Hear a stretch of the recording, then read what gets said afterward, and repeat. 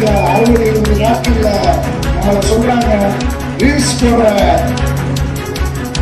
நிர்வாகிகள், ரீல்ஸ் போறாங்க அவங்களுடைய எம்எல்ஏக்கள் அப்படின்னு. இந்த ரீல்ஸ் இல்லைங்க, இந்த ரீல்ஸ்னால இன்னைக்கு ரியல் ஆட்சி நடந்துட்டு இருக்கு.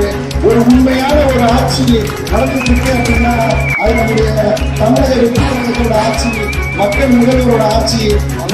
இன்னைக்கு தமிழகத்தில் ஒரு புரட்சி நடந்திருக்கு.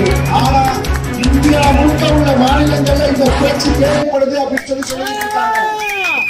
இன்னைக்கு நம்முடைய தலைவர் தமிழகத்தின் தலைவரா முதன்மையானவரா பார்த்துட்டு இருக்கோம். இந்தியா முழுக்க நம்முடைய தலைவருடைய ஆட்சியும் தேவைப்படுகிறது. இன்னைக்கு நம்ம தமிழக தலைவரா பார்க்கிறோம். வெகு விரைவில் அவர் தேசிய தலைவரா உருவாகியிருக்காரு. இன்னைக்கு அகில இந்திய மக்களுக்குமே இந்த மாதிரி ஒரு சிறந்த தலைவர் கிடைக்க மாட்டேங்கிறாங்க அப்படின்னு சொல்லி ஒவ்வொரு மாநிலத்திலையும் இயக்கப்பெருமிச்சு போயிட்டு இருக்காங்க. எல்லாருமே கேட்கிறாங்க. இன்னைக்கு நம்முடைய நண்பர்கள் எல்லாம் வெளி மாநிலத்தில் இருக்காங்க. உங்க கவர்மெண்ட் சூப்பர் கவர்மெண்ட், டெய்லி டிவில பாக்குறோம்.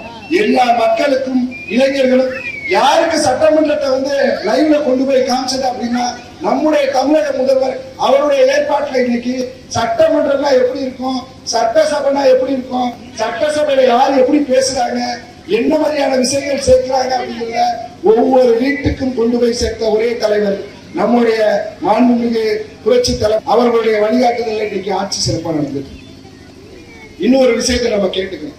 இன்னைக்கு ஒவ்வொரு குழந்தைகளா இருக்கட்டும், பெரியவர்களா இருக்கட்டும், இளைஞர்களா இருக்கட்டும், நம்ம சொல்லிட்டு அரசியலை பாடத்திட்டத்துல கொண்டு வரணும்னு இன்னைக்கு பாடத்திட்டத்துல மக்களுடைய ஒவ்வொருடைய வீட்டிலையும் நம்முடைய அரசியலை பத்தி சொல்லி கொடுத்துட்டு இருக்காரு.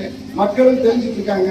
அதே மாதிரி இன்னும் ஒரு லஞ்சத்தையும் ஊழலையும் ஒழித்த ஒரு முதல்வர் அப்படின்னா நம்முடைய தமிழகத்தில்